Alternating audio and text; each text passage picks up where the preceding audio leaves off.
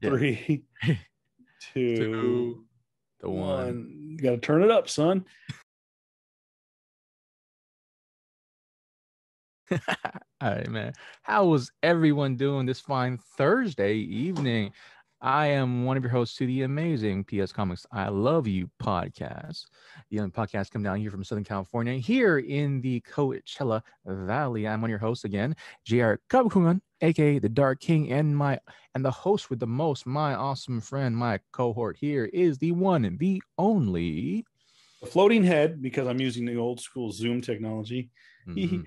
I'm Kevin Pillow at Voice of Reason 23 on all social media platforms. I am the Voice of Reason on this fine podcast talking about pop culture. And this is Mhm. bonus episode number 3 of season 1 of the wonderfully Mhm. hysterical and intriguing Marvel Studios Loki, which of course could be found exclusively on Disney Plus. Yep. And so should I let the cat out of the bag now, or should I let the cat out of the bag on our big 50 episode 50 episode about what I'm doing next week? Let's wait. Let's Just wait. wait. Okay. Let's wait. So we have JR and I are going to record in just a couple of days on Sunday. It is episode 50 of our mainstream podcast. Mm-hmm. And there is a big, I guess, kind of Disney Plus Marvel Studios announcement coming from yours truly. We'll wait on that. So, anyways, big announcement coming on our episode 50. You're going to want to check it out. And hopefully I can get this episode up and running like that, because I know at the time of this recording, I technically don't even have the YouTube version of episode 2 up yet. So, but we are on top of the audio format. And the audio format, everyone seems to be liking. I know we have a thread going in one of the Loki subreddits on Reddit. People seem to be like, we've got some new traffic. So people, if you're listening to this podcast and you came from Reddit, I appreciate it. Again, you can check it out. See Loki is Loki on sub or on Reddit. So check it out. So yeah, this is episode number 3 of Loki. The title of this episode was Lamentis, and we'll know why here shortly why that is. So if you're going to play along with at home, get your episode queued up. It's on Disney Plus. It's episode 3 of the series Loki. So before we hit play, real quick, actually, you know what? I'll hit play now. So 3, 2, 1, because there's going to be a previously on Loki. Yeah. Let's make sure. Yeah, there you go. Previously on Loki. Let me turn it down so we don't get copyright hit.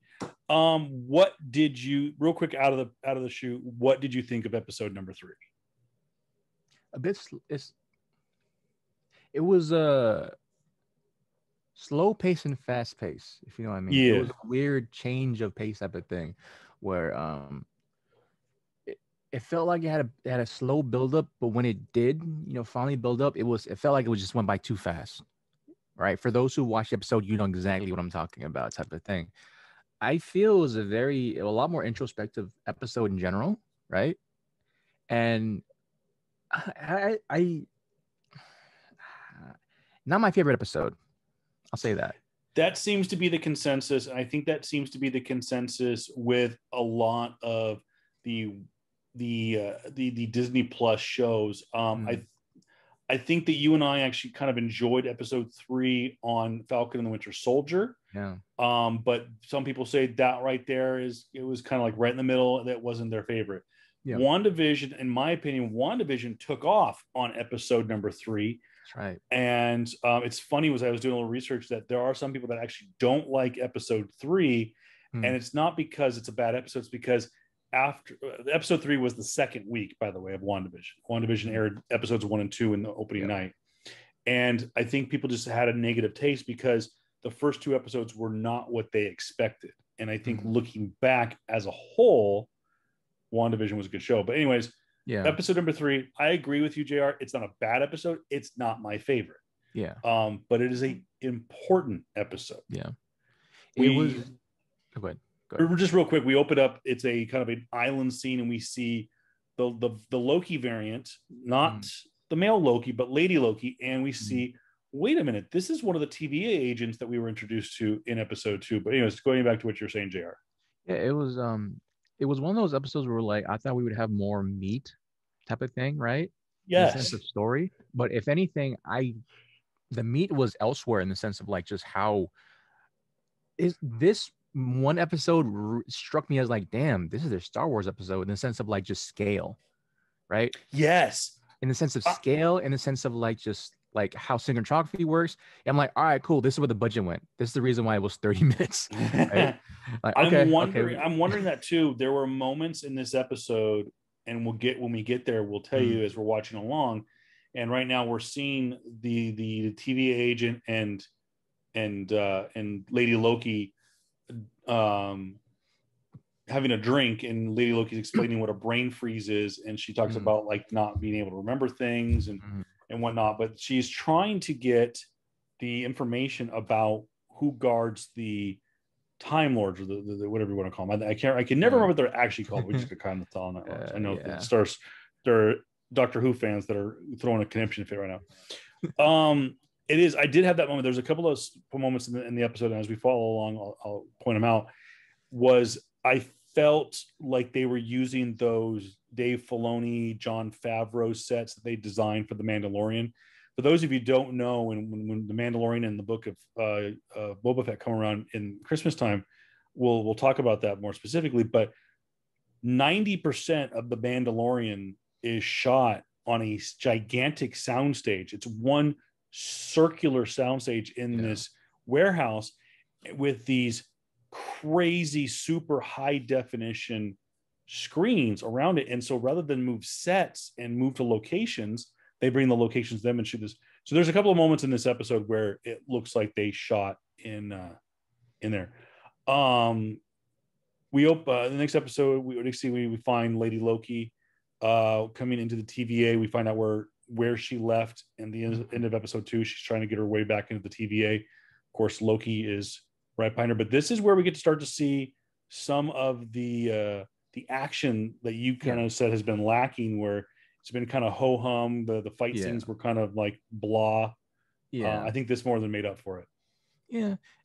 It was very traditional in my sense, right? And when it comes to the action part, I'm like, all right, cool. You know, it's we're dealing with a Loki. We're dealing with a god in a certain regard. Right? We're dealing with a mischief god that can handle his or herself.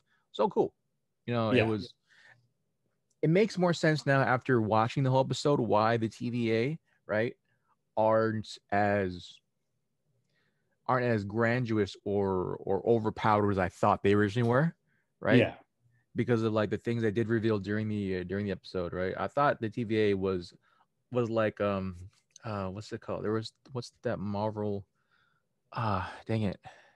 There was in the comics there's this one godlike character who literally in the snap of his fingers can like just alter anything, right? But then Oh God, I dang think it. it is. Yeah, I gotta look for it, dude. But it's I thought they were on that class, not the god character, but like after there was another like crazy Not event the where Eternals. not the Eternals. It was these creatures that went off this crazy universe spree killed the Eternals. Ah, Like yeah, it was the not insane. the Deviants. Not the Deviants, dude. It was during Hitman. It was during one of Hitman's run. I think Oh, yeah, I think I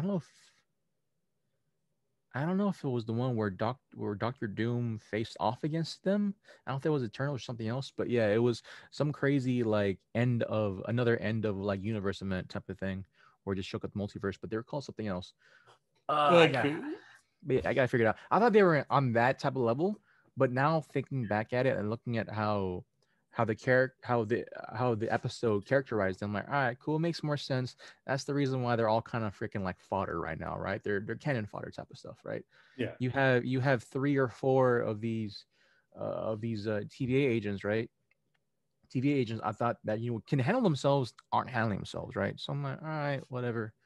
We'll see how this goes. We see it continue, because honestly, like Loki and both Lokis, I'm like they can, if they really wanted to, they probably could or should just take down the whole TVA just by themselves. From the looks at it, I I mean, love just that from they the were looks of going it, to. yeah. I'm like, man, I thought the TVA was a lot more grander, right, than I thought. Guess not. And so it was cool. And then we do find that out that the TVA agents are not what we thought they were. That's true. We will get to that. Yeah. But we do see here, just a few minutes into the episode, we see Loki and Lady Loki. Of course, they've been battling out in the TVA against one another, and then all of a sudden they are faced by, what's her name, Ravenclaw. Yeah. Oh no.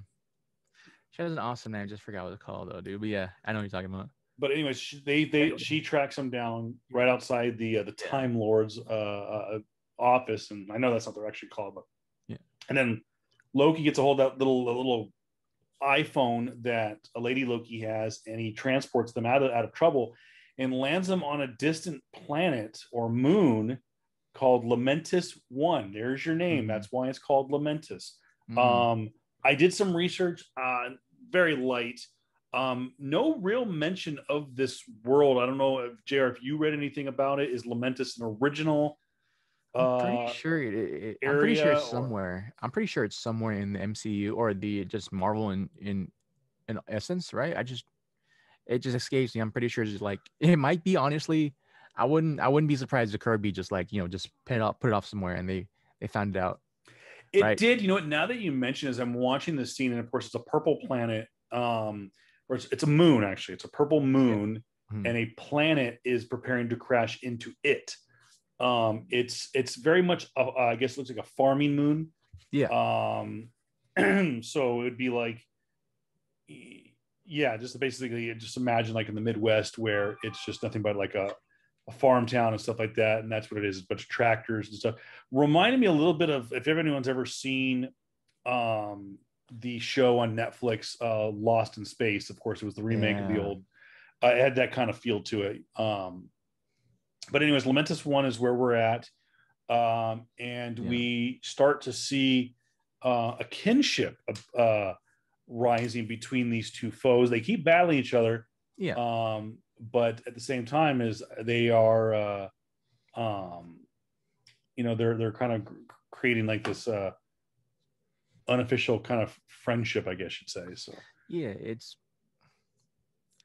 it is what's the word looking for? They're stomaching each other, I guess, for like a better term. I like it. That's how I feel like it, right? Like, well, one, our Loki, right? Male Loki is definitely wants to want her to have him on his side, right? To break down stuff.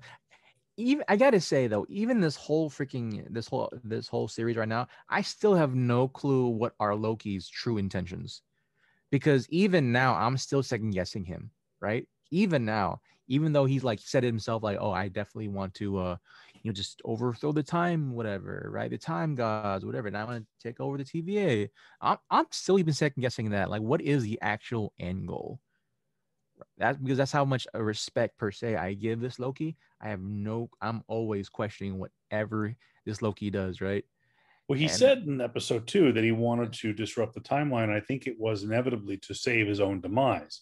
Yeah, possibly. But I think his intentions are, albeit self-centered and selfish, but they're not the grandiose objectives that he had as the villain in like Thor and Thor Thor 2 and Avengers and whatnot. So and the names I was thinking of before when I thought the TVA was gonna be was the Beyonders. Beyonders, the Beyonders were like I think they came back like circa 1980 something, and they were back into play like, I don't know, maybe 6, 7, 10 years ago possibly now, where they destroyed the multiverse.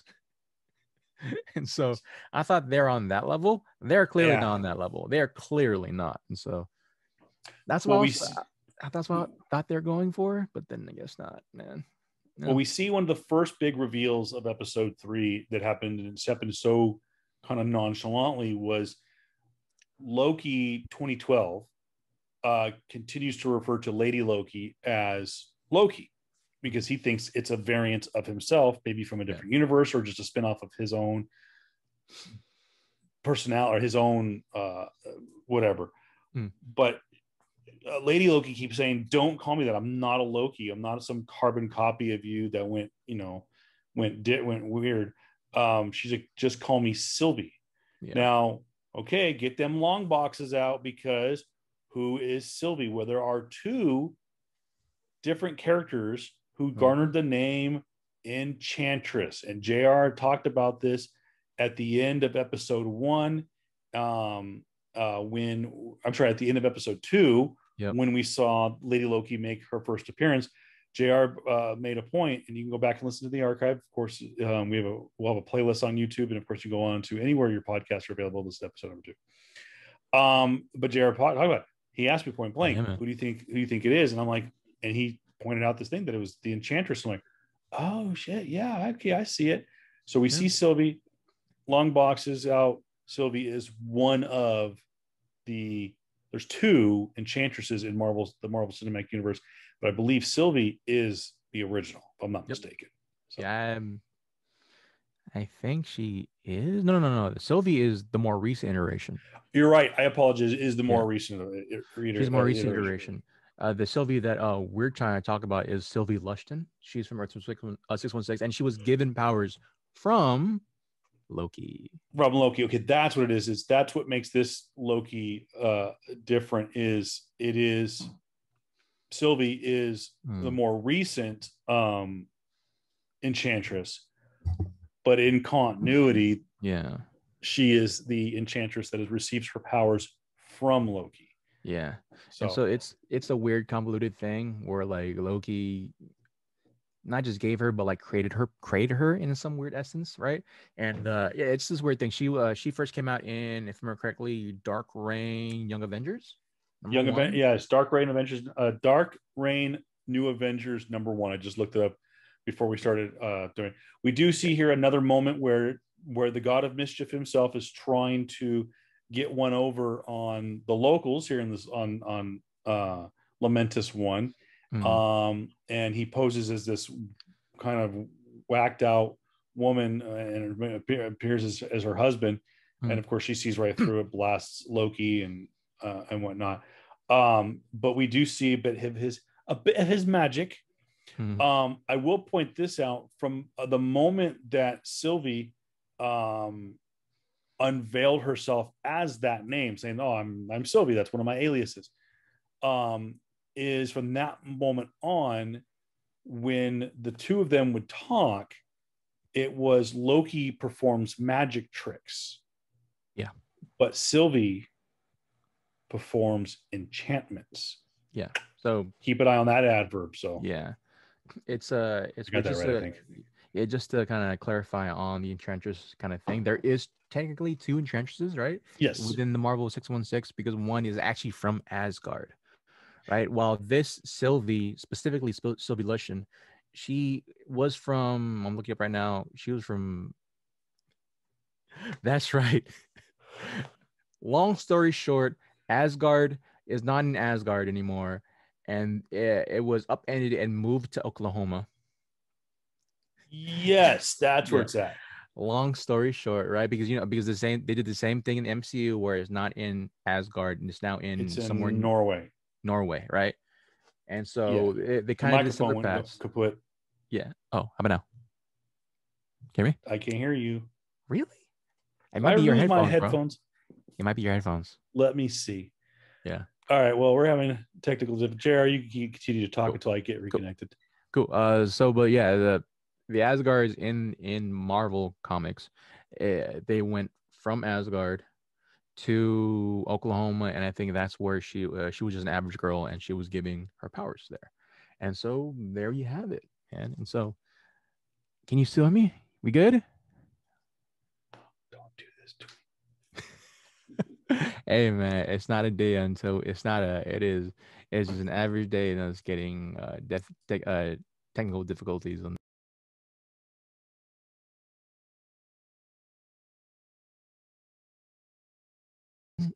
Possibly. She did come from Young Avengers 1 Dark Reign series, or Dark Reign Young Avengers. Came out July 29, 2009. Ooh, I was close. Really close. We're good? Good. I was really close. July 2009. Yeah, but during this whole time, going back to the episode, you see both Lokis, or let's say it's Loki and Sylvia now, right? Yeah. You see Loki specifically trying to really warm up to Sylvie, which of course Yeah. she's still on guard. She's very much on guard. They go through this whole thing of just trying to get out of there. And I gotta say, from my first point, this is where I feel like all the budget went to, because this is the most Star Wars looking episode I've seen. It, for me, it was a weird combination of Taika and Star Wars. Yeah, a little bit. And we're now heading towards the arc, and to get to the arc, which of course the arc, for those of you don't know, referring to the ark is referring to, of course, the famous biblical ark, Noah's ark. Yeah. And of course, Yeah. Noah and his family were able to avoid God destroying the earth for 40 days and 40 nights of rain, by building, you guessed it, an ark. It has been used to death, no pun intended. Of course, I think it was in 2012, the movie, the disaster movie. I think they called that the ark. Stone people. And they almost went as far as full on. They were bringing animals onto the ark, and then there was like a bird at the end. It was like they went full biblical. Yeah. Anyways, the ark on this one, because what the Loki and Sylvie are doing is they're jumping from different cataclysmic events. I'm gonna pause here for a second. Yeah, because this is a very important scene to the Marvel Cinematic Universe. We're at the moment where Sylvie and Loki are talking on the train. But anyways, the ark is in this main city away from the farming communities where the Loki and Sylvie landed, and they have to take a train to it. Very, very kind of reminiscent of Titanic. You had the super rich are able to get on board of the train and get ahead of the poor people. I know that a lot of people drew comparisons to white and black, or white and non-white treatment of people. There's a lot of polysocial comparisons you can make, but you get all these people on the train, like JR said, very much, like you said, a very Star Wars feel to it, especially even the train. Like almost they stole the graphics from like Lucasfilm's archives or something like that. Yeah. And I'm kind of hoping they would like some more like have this type of feel to the next couple episodes, because it does feel like that. It feels very much in this social experience of still having this huge social disparity between the rich and the poor, and those who are able to get on this train to help save this community or save the denizens of this celestial body. We'll say that. I think it was a moon at one sense, but now it's not. And so it was kind of crazy. And it's kind of cool to see. You saw both Lokis, right, trying to figure out a plan to get there, and you see male Loki turn into a guard Loki and brings her up to the front. She enchants the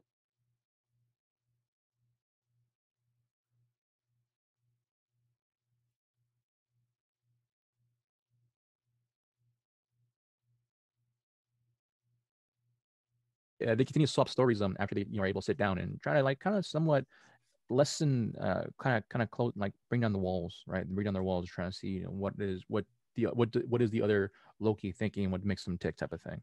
And so that's what you see our Loki's doing, and it's somewhat a it's somewhat a positive response, I guess, for lack of a better term, with Sylvie, because she does kind of open up herself, like saying that this is I've always been. I don't know who my mom is, and all that stuff. And so, yeah, we see very much a different type of Loki. We see a different variation of this Loki, and yeah, the Loki that we grew up with is very privileged. The dude grew up a prince. The dude grew up a prince. Now, did you talk about this scene that we paused on? Did you talk about the significance of the scene? Yeah, sorry, my headphones have been kind of cut in and out. I kind of noticed. Yeah, I just kept. I talked about basically how they're able to get on the train, how they swap I guess disguises, and how she uses her powers in there. And yeah, I was talking about how how they're able to just talk about themselves, type of thing, right? And I always did talk about the disparities between just culture, and not just more so culture, but more so class than anything else too, in this essence, right? Those who have power will always have a leg up. Those who have money will always have a leg up, type of thing. And so you see obviously you see it in this thing where in this certain regard, because you have people that seem to be a higher status in this society. They are able to get on the train to go save themselves from this world destroying thing. So Yeah. there we have it. Well, the significance of the scene that I'm talking about is it connects to what Jared's talking about. The two of them are starting to warm up to one another. They're starting to talk to one another. They're starting to get to know one another. And one of the things they talk about is love. And Loki asks Sylvie, are you in love? And she talks about how she has a long distance relationship with a postman. What the significance of that is. And then, like I said, as the continuing kind of openness comes up, the kind of them opening up to one another. He goes, well, "What about you? I'm sure you, a prince of Asgard, you growing up a prince, probably had your fair share of princesses." And there's a pause, and she goes, "Or princes?" And Loki kind of smiles, Yeah. and basically says, Yeah. "A bit of both. Yeah. I've had both." So right then and there, canonically, Yeah. Loki becomes the first LBGTQRSTUV plus character. Sorry, I had to throw all those out. I don't know where it ends, where it stops. They keep adding letters. I don't get it. Becomes the new LBGT character in the Marvel Cinematic Universe. And we knew that going into this series, that his sexuality is fluid. In the comic books, he is pansexual, bisexual. No one gives a rat's ass because no one has ever seen Loki do it. Though that'd be kind of weird. He's really drawn kind of weird in the comic books. He's very, he is super creepy in the comic books, by the way. Loki is not Tom Hiddleston in the comic books. Yeah. So, but yeah, he does. They just talk about love, and I know some people will say technically, what's it called? Valkyrie would be, but that was never verbalized on screen. I know that if you want to consider the greater Marvel Cinematic Universe and take into consideration the Netflix shows and then all the TV shows, I know that in Runaways there's a lesbian couple, whatever, for lack of a better term, and technically Joe Russo in Avengers Endgame plays a bit character in a support group with Captain America, and basically talks about going on a first date with a guy. But so there's that. But nonetheless, I thought it was kind of a pivotal scene. For the people that are quote anti-woke, they're like, "Oh my god, why does Disney have to have a gay character?" Well, they're not changing anything about Loki. Yeah. And it was like you stuck with him. It was a happy medium. It was not out there. It was a blade. It was a throwaway line, but still was like, wink, we got you. And it did service to his character. That is the way. That's Loki, And I think that too is just a credit to Tom Hiddleston. His little smirk, like he kind of smiles. He doesn't make it a big deal because even in the comic books, it's not that big of. Like I said, no one wants to see Loki do it in the comics. And so he's kind of a character that's like, who gives a rat's ass about my personal life? But they address it in a way that makes the fanboys of the comic books happy. It makes the woke people somewhat happy, and it doesn't piss off the anti-woke, I guess you'd say is the best way to put it. So nonetheless, I like I said, I with you, JR, I liked it because it allowed these two. And is Sylvie really a villain? I know that her intentions, she wants to at least gain access to the three Time Lords to do with what we don't know, what they wish to do with them, we don't know, but I'm assuming it's not good. But yeah, this kind of scene in this whole moment kind of let it be known that maybe Loki's not bad, maybe Sylvia's not bad, or Sylvia's not bad. So yeah, it was a the whole. I wish there was more of the exchange when they had the conversation, right?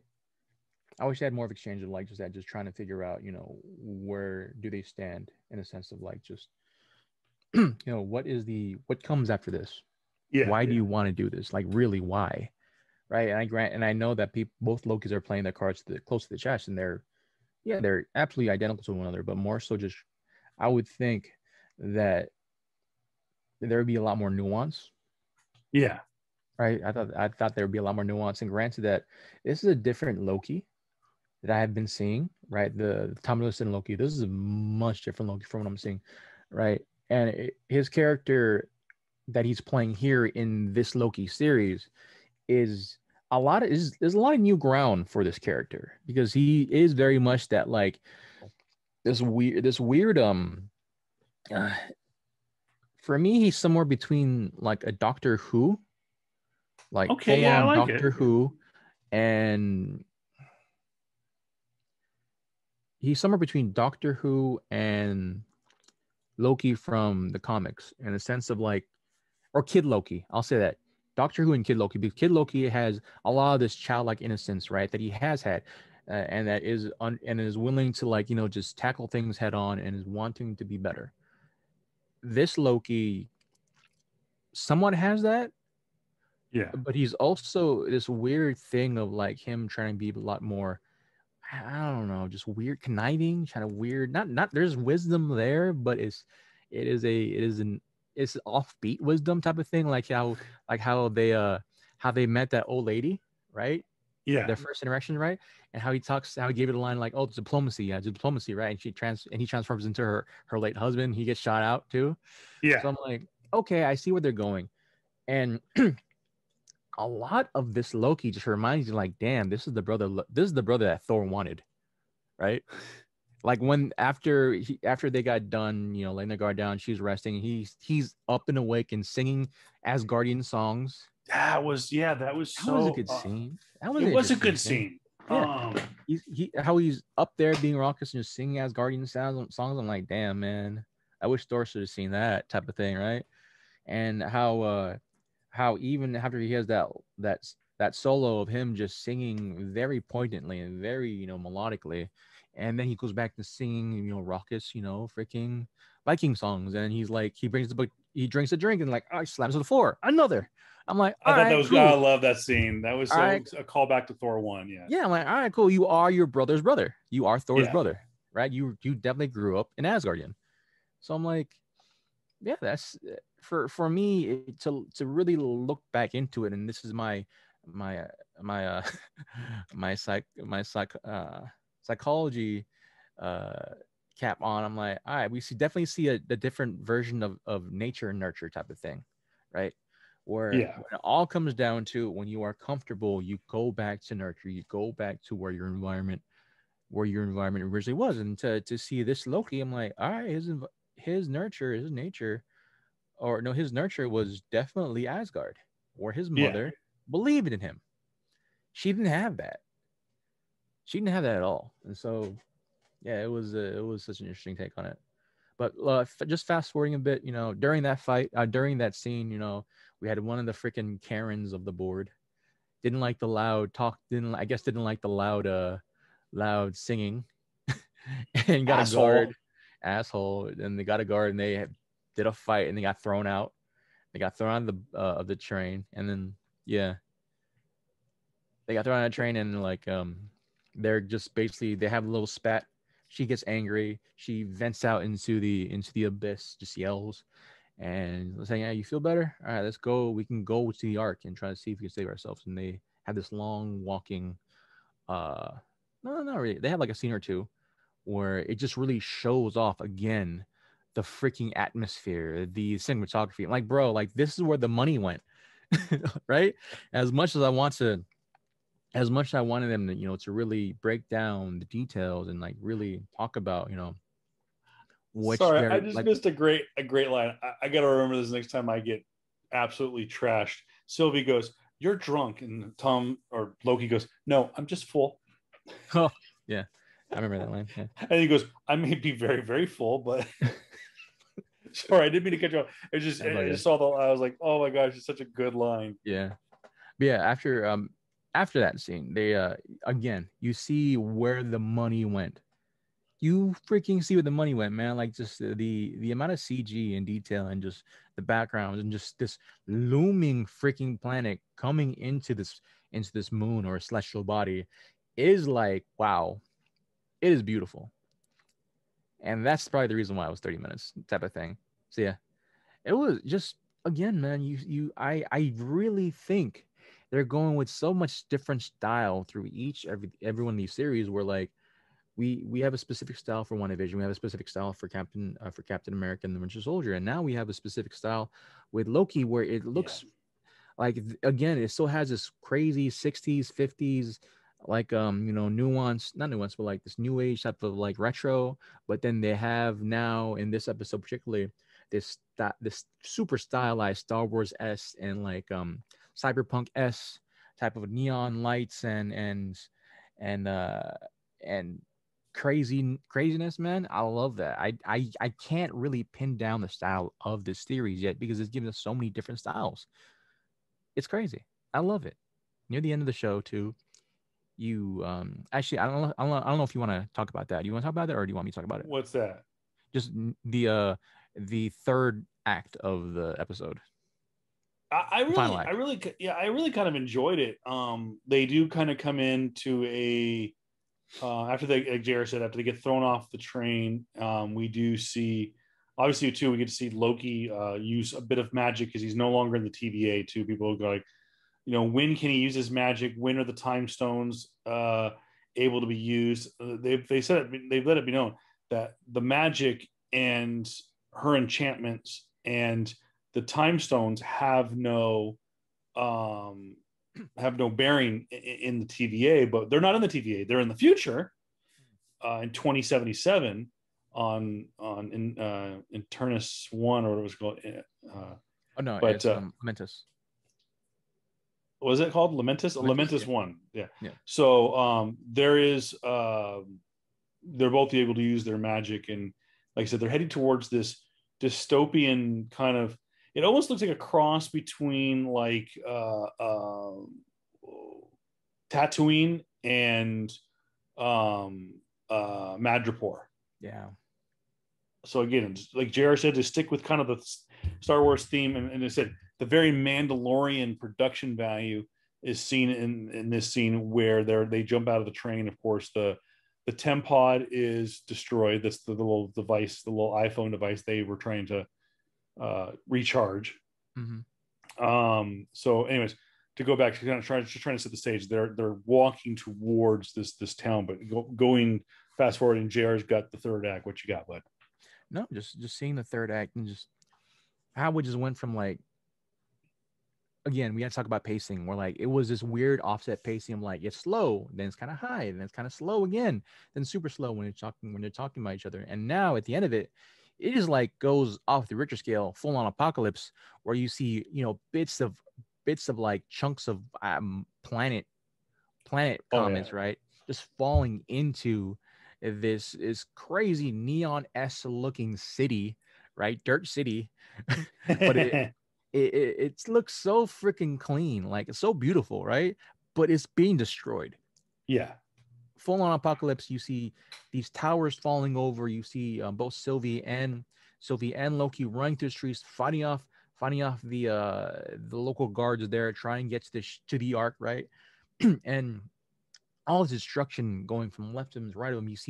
You hear, the howls and whines of the denizens there saying, trying to find cover, running out to the streets. And then I saw this awesome scene, right?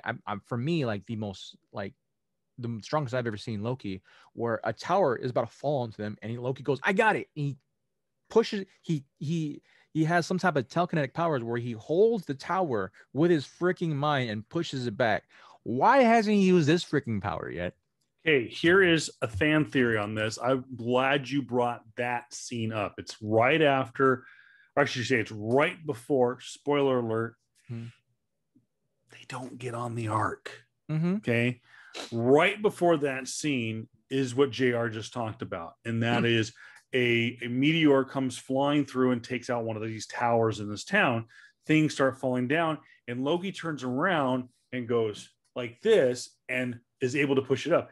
Now, it's at the 35-minute and 15-second mark. Why did I look that up? Because it was on a Loki subreddit today.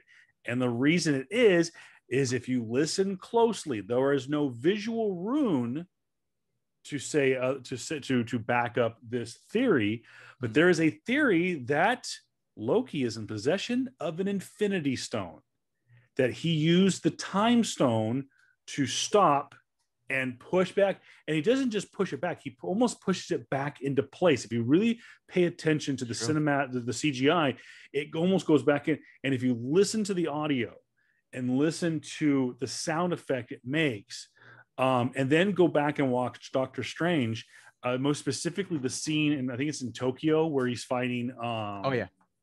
And he stops him just as he's about to stab him in the eye with a piece of glass, and then it's like it uses that kind of crystal crunching clockwork sound, clockwork. So it's a very similar. So there are a fan, and it could just be a pure coincidence.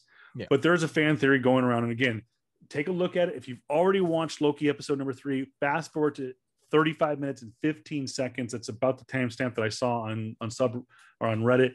That the scene does take place, and then go back and listen to specifically, like I said, that I think it's in Tokyo, the scene at the very end of Doctor Strange, and that we really get to hear him activate the Time Stone and use the kind of rewind fast forward movement. So I like that. I did like that scene. That was kind of cool. And it was funny was when we watched it last night, my son and I both went, I didn't know Loki could do that. Dad, it was my son, Dad, is Loki Doctor Strange? And I was like, that's a good point. Why don't I? And the other kind of tie-in is, well, we didn't see it. He does, he doesn't have the Eye of Agamotto, but you saw in that drawer, they're just Infinity Stones lying there. He could just hold it in his hand or something. And we do know that Loki has in his abilities, his magic, he does have the ability to make an Infinity Stone disappear. Remember, he did make the Tesseract disappear, and he has wielded an Infinity Stone, knowing it was an Infinity Stone, and of course that was the Mind Stone in Avengers 1. So it's very much a possibility. So it is. It's we won't know until again next week, and I'm hoping that it could have some effort that, because it would definitely tell me, like, all right, cool, what are the parameters and what are definitely the deficiencies. Like, if the whole game plan was basically saying, hey, you know what, we should just go there, get all the freaking Infinity Stones and go back to our reality type of thing and try to do something like that, that could work. That could easily work. But just go ahead. The whole show is about time, right? Yeah. Spoiler alert. We're moving ahead a little bit here. This whole scene in this town is great, by the way. Love the cinematography, love the art production, everything was so great. The choreography was great. They're on and they're Lamentis 1. Yep. They don't have a TEM pod. The TVA, as far as I know, the TVA does not know where they're at, because remember, well, we saw the TVA at the end of episode 2. Secret Wars has started, basically. There's so many different splintering multiverses starting because of Sylvie. The Ark has been destroyed. They have no way home, like I said, unless the TVA comes and scoops them at the last minute. Yeah. So they have no way of getting around space or time because of the TEM pod being gone. What if they use the Time Stone to rewind time and the Ark is not destroyed? Just saying. So that's my fan theory for next week. So anyway, sir, I didn't mean to cut you off, Jared. No problem. It would be likely. Again, we've definitely seen weirder things, right? We have yet to see the Loki. We have yet to see the Loki where he's, we vote for Loki. Him in his suit with daggers. Vote for me, Loki. Right? I'm waiting for that Loki. I think that's what I think everyone's been waiting for that Loki. 2016. Here we come back again. Vote for me. Vote for Loki. I'm waiting for that one. And not only other thing, right? I know you brought up. I know that you brought up, biblical literature. But one, who the hell would go on a planet or a celestial body named Lamentis? Really, Lamentations, the saddest book in the Bible, Lamentations. Come on, man. And it's a good. It's definitely um, a good uh title for this episode, because for those who do know what Lamentations was, is yeah, it's basically grief. It is the writer of that book in the Bible is talking about grief, talking about everything he has done. I think it was King David. That is just basically a chasing after the wind. It's nothing. It means nothing. It means nothing. And so you see this whole episode them doing this thing when it means nothing. It's the apocalypse. It's going to happen.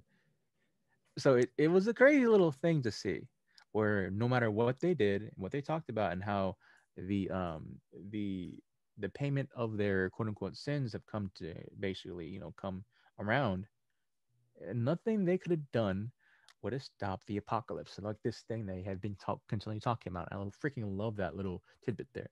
But yeah, you see both Lokis, they look up and they see the ark with all these other people behind them, right? All right, we gotta get on there. And you see this comet just come by and completely destroy the ark and just poof, right? And I forgot which song came in the ending scene. I love that song. Freaking loved it. It reminded me so much of Endgame, where you have this, very 1960s song just come on the screen, and then you see Sylvia see that, and she just walks away. Okay, she walks away. Nothing. Like that just really, really epitomizes um the line in the Bible in Lamentations, like, yeah, nothing really matters. Yeah.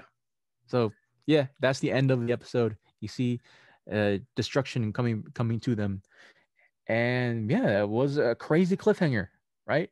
For me, it's still, the episode was about 34, 35 minutes. It Yeah. still didn't feel like an episode. It still felt like there was a lot more to give for me. And We have to take into consideration too, is this was WandaVision and Falcon the Winter Soldier, I believe, had never stopped, I think never stopped filming yeah. into the pandemic because they were so far along. Um, you know, Lizzie Olsen did an interview not too long ago where um, they actually, no, I take that back. They started filming. I take that back. They started filming during the pandemic. They never started. Loki started. Loki started back, and I'm wondering if because they started and then stopped. Mm. I think Falcon the Winter Soldier and WandaVision never got started prior to the pandemic. I think Loki did. Mm. I'm wondering, maybe could this have been a victim of the COVID protocols, that this was a short episode? Or are you right, Jer? I mean, they talked about that most of this episode was shot on the Pinewood Studios in Atlanta, Georgia. Like I said, it did have very much a feel like The Mandalorian in those big grandiose sets, which it's very much a possibility that maybe they've built a second one at Pinewood, because I think the studio that they film Mandalorian is in London, or is it is the United States? I think it's Atlantis too. Is it? They moved I'll look that up for yeah. next week. But all in all, I would say, yeah, this is probably my least favorite episode. But looking back, having watched it a second time, I think there's still a lot of question marks, and I think it's a good middle story arc. Now, Yeah. For those of you who don't know, the Disney, there's no break. Like in TV shows when they would run for 20 or 30, shoot, there were times where old TV shows ran 30 weeks, 30 episodes a season, or just ran year round and just had like a week off in July and just picked up the next season. But with these Marvel shows, they're only 6 episodes long. They're not taking a hiatus like a lot of shows used to do. Take a hiatus during Christmas, and then come back like for the spring season or Mm. spring half, usually like second or third week in January or something like that. It was after I think it was always after college football or the Super Bowl or something. Anyways, this ends part one of Loki. Now, for those who don't pay attention to these little minute details, the way Marvel packages things, it's based how they package the soundtracks. The soundtrack for Loki's episode 1, 2, and 3, which is part one, I believe comes out tomorrow, Friday. That is Friday the 25th. And they've kind of said that's how it's ran. It's kind of like a 2-act play. That it's part one is episodes 1, 2, and 3. Part 2 is episodes 4, 5, and 6. So I think they did that kind of intentionally, like a slow burn into the middle part of the series or the season, and then it's going to be a downhill, just foot to the floor final 3 episodes. So yeah, like I said, pacing was a little different. Pacing was a little slow. Shorter episode kind of threw me off because it's shorter by 20 minutes, like 15-20 minutes. Yeah, about that. If you don't count the recap in the beginning. So yeah, if you take the recap into consideration, yeah, you're probably right at about 30 minutes, Yeah. 32 minutes, and taking the credits out. But whereas even with the credits, I think the episodes have been mostly running about right around 50-55 minutes. Takeaways from it, having watched it the second time, like I said, I love the cinematography. I love the art direction. I think the costumes. I love the costumes too. They're so simple. I do like Sylvie's costume. Watching that scene again where he picks up or he moves that tower. Now people are going like, "Oh, he has the ability." Loki has telekinetic powers, correct? Where he can move things with his mind. A la Charles Xavier. I don't know. That's the thing. Like if he has shown it, it's not that on that big of a scale, which he did on this episode, right? He's always been one about like he's always been swapping his looks. He's about other type. He has other powers. Yeah, But specifically telekinetic powers on the scale of like he picked up a freaking building. I've yet to see that. That building that he picks up, Yeah, it rewinds. It goes right back into place, and to the point where the dust around where it breaks off forms back around it. So he either has some unexplained powers, which is a possibility. Maybe he's evolving things as he becomes more and more of a variant. Maybe that's what it is. Remember, they said that he will evolve as he gets too far off into the weeds, so to speak, of the multiverse. But I really think he's so mischievous. He is the god of mischief. I think he lifted himself at Infinity Stone when no one was looking, and he used the Time Stone. And people again go to, where's the rune? Why wouldn't he show him using the stone?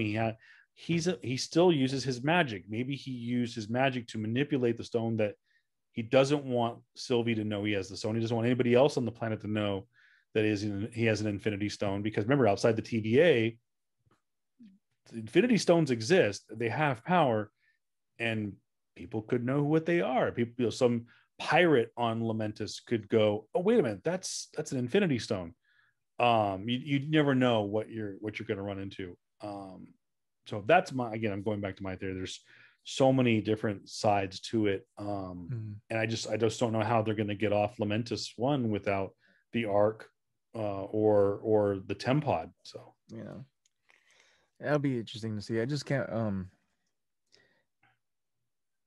I feel like this is definitely one of those series where, like, in order for me to have give my full like review on it, I have to watch the whole thing. Like, give my full like final say on it.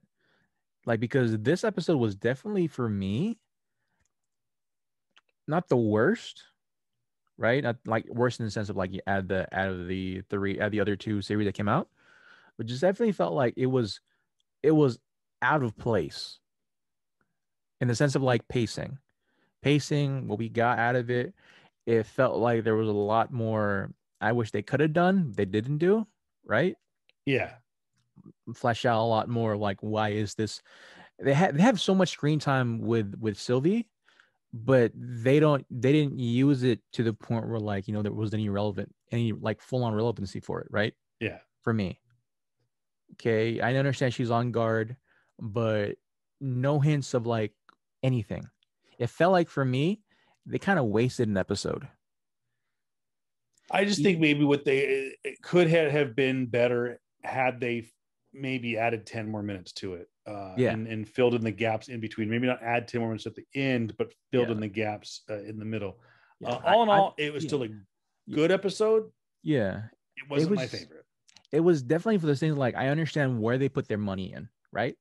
Oh yeah, I know what they put their money in, but at the same time, like where they put their money, it wasn't a great payoff for me. yeah, Don't get me wrong, seeing the city destroyed by another planet is amazing. But like there was no sense of tension to lead into that. They just like, oh yeah, okay, cool. Nothing really matters. We're getting out of here because the destruction of this planet. I felt like they did that in a span of 40 to 50 minutes, like the usual, like the last episodes. All right, yeah. cool. It'll feel better. But yeah, man, just 30 minutes, man, doesn't feel like a good run for me. I think that was the biggest thing. It just didn't feel long enough, right? It didn't feel like they were fleshed out enough for me. Yeah, So I think that was just my thing. Don't get me wrong, it's still a good episode, right? It's just that yeah. like for me, it wasn't the best. I'm not gonna call it the worst, but like I know what they're aiming for and what they're going for. It's just that like I feel like they put way too much on everything else and not enough time on just really helping kind of flesh out these two Lokis for me particularly. So, but yeah, here's hoping the next episode is gonna really flesh all that stuff out, really dive deep into it. So, Well, because let us know in the comments below if you're watching on YouTube, or if you're listening in the audio format on wherever you listen to your podcast. Shoot us a social media post on Facebook or Instagram. We're at PS Comics I Love You. On Twitter at PS Comics I Love the letter U. We are PS Comics I Love You at gmail.com. Um, and and let us know like what your theory is on just well, first of all, what do you think of episode number 3? Let us be honest. We're not Disney, but nonetheless, it's it's good to hear from you guys. Anyways, and yeah, just leave us your comments about how we're doing, how you like the show, where you like to see the show go, yada yada yada. And just let us know what you're going. And like I said, if you're watching on YouTube, like and subscribe to this video, subscribe to our channel, and leave a little comment below. And if you have a chance to leave us a 5-star rating over on whatever or other podcast platform you listen to us on, of course, Apple Podcasts, Google Podcasts, Spotify, Anchor.fm, Amazon Music, and iHeartRadio, of course, the #1 app for podcasts. And of course, if you program her right, little Miss Alexa, you can listen to her program your podcast listening. So, but yeah, again, love it. Do want to point out to those of you who are late to the party, Disney may let it be known from here on out that all original programming will drop new episodes on Wednesdays from here on out, and that all original or new content movie wise will be released on Fridays. So that's when, of course, when we're going to see Black Widow on July 9th, 2 weeks from tomorrow. We will see, of course, Jungle Cruise at the end of July. We saw Cruella, and of course we saw Luca last week, which was not Premiere Access, but we saw Luca drop, which, by the way, it was a cute movie. I liked it. So yeah, that's the way Disney's going to push things. Yep. No word yet on what the next thing is. We're assuming it's going to be What If and then Hawkeye. Hey, Sorry, Kevin. Hey, Yes, Kevin. Didn't you have something to talk about episode 50? Should we talk about what's taking place next week, or should I save it for episode 50? I'm gonna. All right.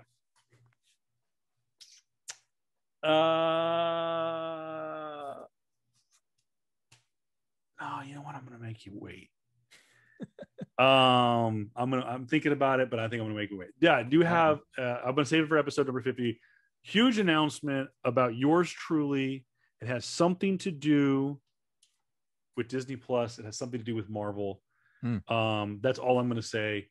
I'm stoked about it. JR knows what it is. I told him earlier today, so you can bribe him with your Amazing Spider-Man number 300 if you want him to tell you.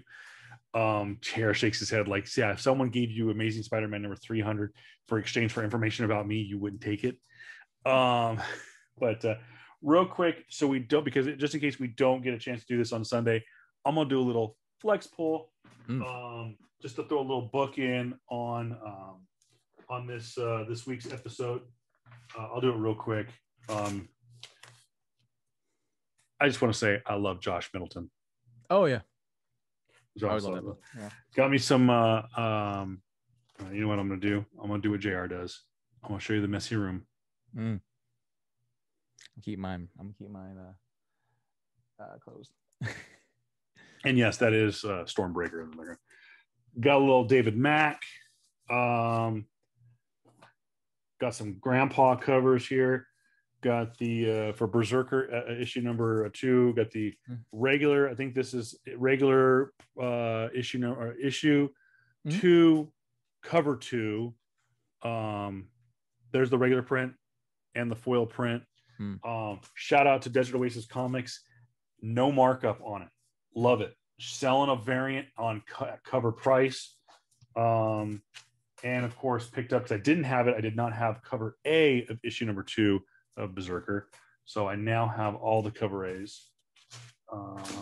And some good old fashioned Betty and Veronica. Is this, Jerry, you're going to have to help me on this one. Is this a Josh Middleton? I want to say it is. It looks like his style. Yeah. Kind of love this one right here. It's kind of like a kind of what do they call that? Like an LA Confidential. What do they call, like a noir kind of feel to it. Loved it. My boy JSC. There's 2 other covers too for Spawn Universe. I grabbed those. Those are my they're in my pull list for next week.